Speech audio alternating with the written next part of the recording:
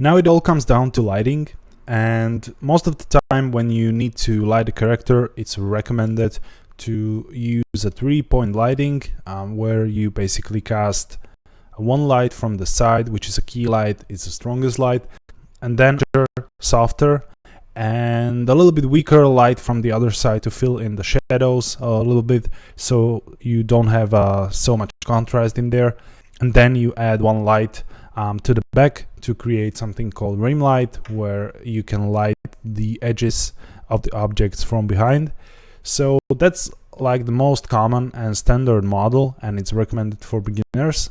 And there's one rule there, that you need to place your key light from the top, since if you're lighting, for example, a face, lighting something from the bottom might create weird shadows. You know, the character might end up looking a little bit sinister or something. But sometimes that's what you want to achieve, you know, if you are lighting a villain or you're lighting a dramatic scene. So you need to think about these little things. Most often I would just take some area lights and place them in a way I've just described. But here I want to do something a little bit different, because first of all, we don't have a face here.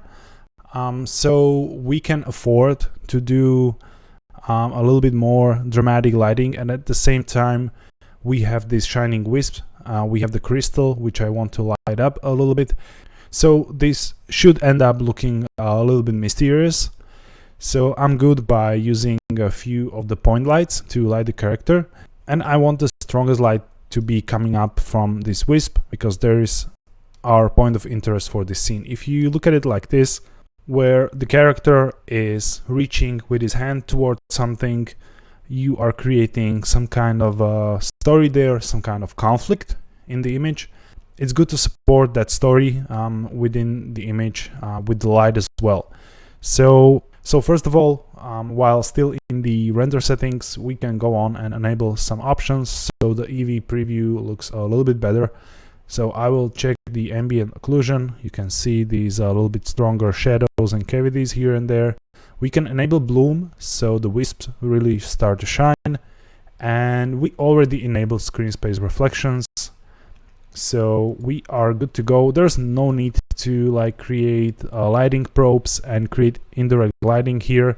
This is not for rendering purposes. This is just to make preview a little bit better. So let's place the cursor on a hand here, shift right click there, shift A, and I will find the light and point light here, and we'll move its position a little bit. So let's rotate like this and move it towards the wisp a little bit. So press G and then move it right here and from the top as well. So it's kind of in the middle between the hand and the wisp. So right now I want to modify the intensity of the light, so go into the object data properties and let's ramp this up to something like 150. And to actually see what's going on in the scene, we'll of course need to go here, and for the viewport shading, turn on the scene lights and scene world. So this is our lighting setup, and I have a little bit of a problem here. Whenever I enable scene world and scene light, the shadows start blinking like this in my EV material preview. So what I used to do is to just go to the shadow settings and disable soft shadows, so it's not blinking all the time. And right now we can focus on this light. So this is the main idea. It really doesn't matter which direction we are looking at this. We just created the light that focuses our attention here on the hand and on the wisp. It creates these shadows that are really sharp from that point light. Maybe we can modify this a little bit and make it even a little bit sharper. So let's go something like 0.15, so it's even more bright, and maybe move it more towards the wisp. So this way we are really supporting the idea that these two creatures are meeting here, are interacting here or something. And now we can modify the color of the light, since the wisp are a little bit blue and greenish and the rim color is really green here. Let's pick up the green light color. It's the one right here.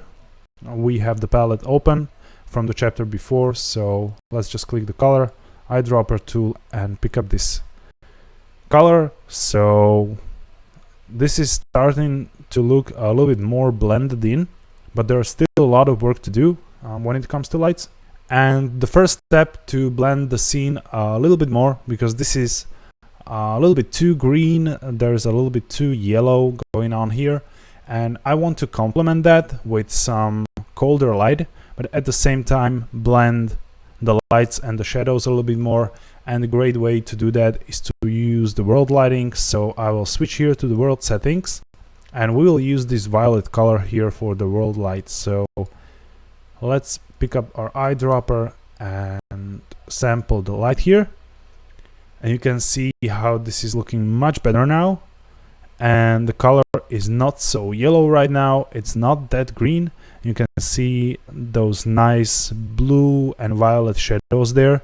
So this is altogether much better blended in, and we are ready now to create some supporting lighting, some fill lights, some rim light and backlight on the background there. But before I do, I want to create a camera here, because that's a really important thing when you're trying to finish up the scene and finish the lighting. You really need to know what angle you have there, what's the pose. So we have the pose figured out, but we don't know how the camera looks. So let's add the camera right now. I will press Shift A and add a camera like this. And we just created some camera on the position of the cursor, and it's oriented in a way the viewport was oriented when we created it. And right now we can reset its position and rotation, and it's very easy to do. So let's just press Alt R, and you can see this is the default rotation of the camera. It's looking down, and now let's press Alt G to reset its position. So it's right here in the middle of the scene, and we can now bring it up. So let's press G and Z and move this up so it's approximately on the eye level, and we can place it a little bit more precise, so it's 2 meters high up. And then let's start moving it on the Y axis here. So you can move it either by entering -10 meters in the Y, or pressing G then Y, and move it here. So I'm looking to something like this, but I like round numbers, so I will enter -10. And now let's press R, X and rotate 90 degrees. So this is our camera setup, and let's press 0 on the numpad to look from the camera. And the last step is just to go to the output settings and adjust the resolution. I want the portrait aspect ratio here for this kind of character. For example, for Instagram posts, I use 1080 times 1350. So you can use something similar.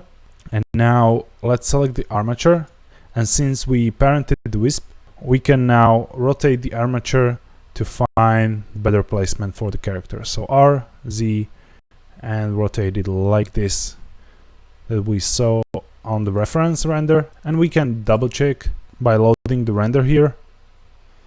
So you can see this side of the mask is almost in the center of the view, so we have something similar going on here. Maybe we can rotate this a little bit less, something like this. So this will be our final composition for this. We can cross-check this, and I have to say I really like this one better. You can see it's not the same. If you model something organic like this, every time the result might be a little bit different.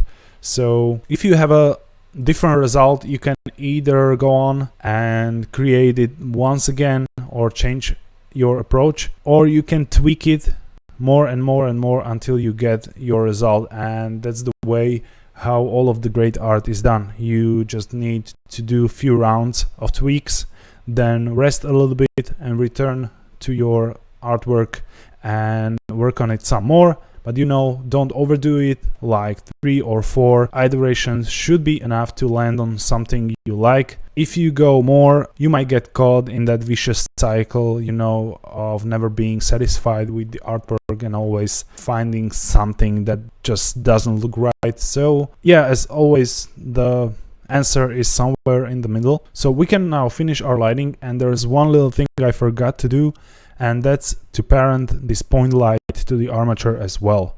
So you can see it didn't travel with the armature. So let's look from the top view and let's move it here so it better matches our original intent, which was to create some kind of a drama with the light there.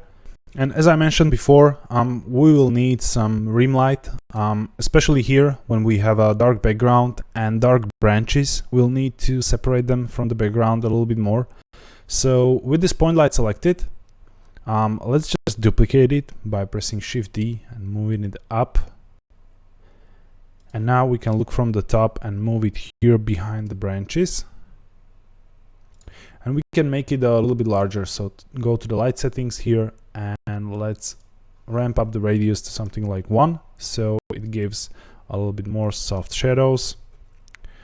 And right here, as we move the light, you can see the light rim it creates here. So that's what we are going for. And this will be really the large difference when we render out the scene, that the light is present there and it sheds some lighting from the other side as well. But to be able to separate this character from the background a little bit more, I always like to do some backlight to shine some light on the character as well, to create some kind of like an aura or halo behind the character.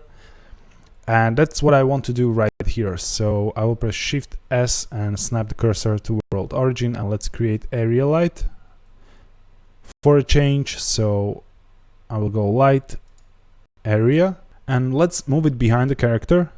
Let's press G and Y to move it behind the character, something like this maybe, so it sits in the middle between the character and the background. And let's move it up a notch, so something like here. We don't want to go too high up, and you will see why. And now I will rotate this 45 degrees, so press R, X, 45. So we are shining with this light on the background here, and if we would go too up, you can see this angle here. Since this is area light, it would catch the character here or the background underneath him as well, and we'll need to blend this light nicely with this lighting in the front. So that's why I don't want to go too high up. So let's settle on something like 3 meters on a Z and 4 on Y, a little bit closer to the character. And let's set the size to something larger, like 2 meters, and we'll add some strength, obviously. So I used 300 watts for this, and if we look from the front, that might be enough here, but I want to use a little bit more blue color so it blends with that world lighting a little bit more. So let's pick up the color eyedropper tool and pick this cyan color. Okay, I really like this so far. So you can see how by shining on the background we are separating the model from the background a little bit more, and now these dark branches are much better separated from the background, much better than before. And now we'll just create some ambience by adding some point lights to these other wisps as well. They're not that important as this one, so this will be a little bit softer light. So let's look from the top, press Shift D and move the light here. I'm using Shift D, so this is not linked duplicate, so when I modify this, it will not happen for the other light as well. So let's modify this to 50 watts and let's move it down a little bit, something like this. So it kind of makes a little bit of a light on the character as well from this side. If you press H to hide, you can see that we made these shadows a little bit softer, but don't worry, they will be there.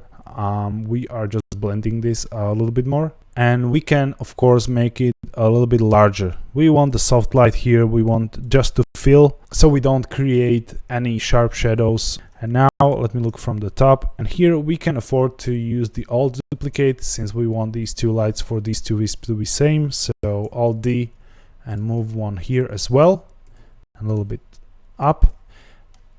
And if we now compare the result, I will hide this.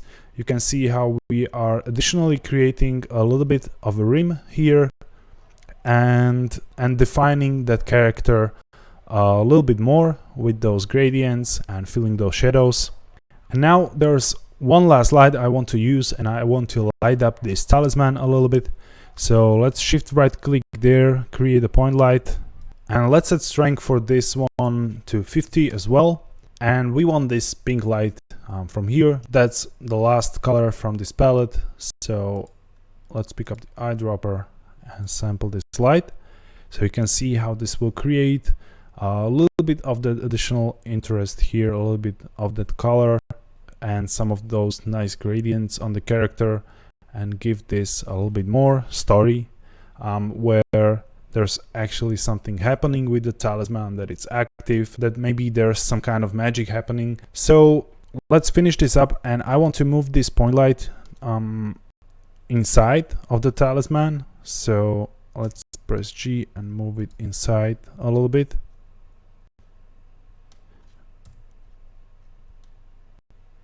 Here as well. So you can see the origin is here in the middle. And now let's reduce the size a little bit. So something like 0.1. So it looks like it shines a little bit brighter. And we already enabled subsurface scattering and transmission on the material. So it should work in the cycles. We'll of course double check this and finish up with the lighting in cycles. Let's go to the camera view once again by pressing 0, and this should be the lighting. I will click away here, and don't forget to save. This should be the lighting for the scene, and you can see how we can use only point lights to deliver a story, especially in this case where I imagine this happening somewhere in the forest. So it's really dark around the character. There's that darker green shade there happening, and a little bit of that blue tone coming from the world light. So it really enforces the night feeling, and then the strong green lights happening around the character in form of those wisps.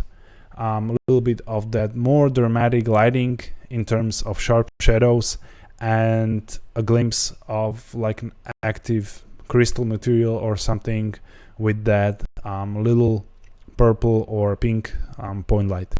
So this all supports the story. We are done with the lighting, and one last thing I want to set up here is to set the depth of field for the camera, because as you can see, we are not using isometric or orthographic camera for this project.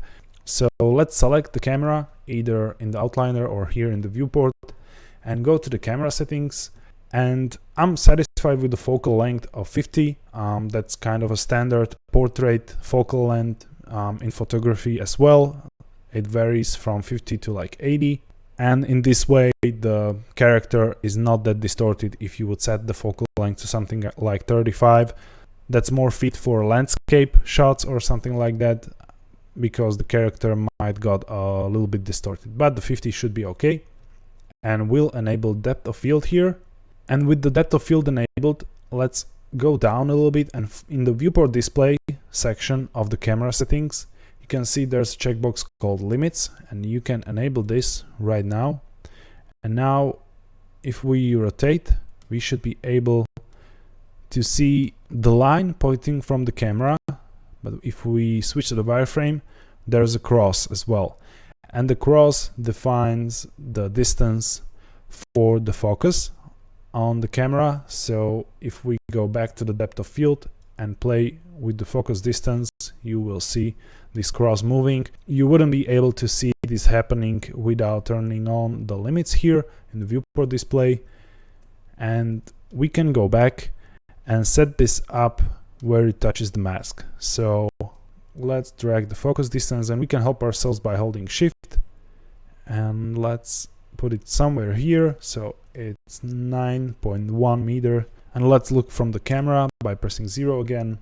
And one last thing we need to do is to play with the f-stop value. So it's the aperture settings for the camera, and by holding shift we can bring this down, and you can see how if you go all the way down, this blurs out So that's the bokeh blur we want there happening, but not so strong. So go up to something like 0.3 here, and that should be enough.